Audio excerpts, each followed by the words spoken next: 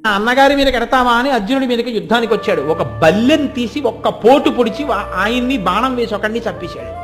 చంపేసి కర్ణుడికి ముందు రథాన్ని పెట్టాడు.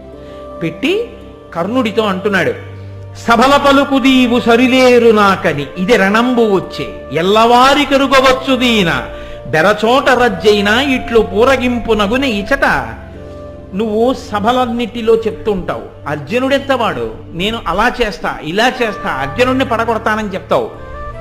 అక్కడ మాట్లాడుతుంటావు, ఇక్కడ మాట్లాడటానికి కుదరదు. చేతలలో చూపించు. నువ్వో నేనో ఎవరు మన ఇద్దరిలో శౌర్యం కలిగిన వాడో తేలిపోయే రోజు వచ్చింది. నీకు ధైర్యం ఉంటే నిలబడి నాతో యుద్ధం చెయ్యి అని. నువ్వు ఇవాళ ఏ ఫలితాన్ని అనుభవించబోతున్నావో తెలుసా? పలుకవచ్చుగాక పలికిన ఎట్టుల చెయ్యవచ్చు నిట్లు దాయా. దాయా అంటే ఓ శత్రువా అని.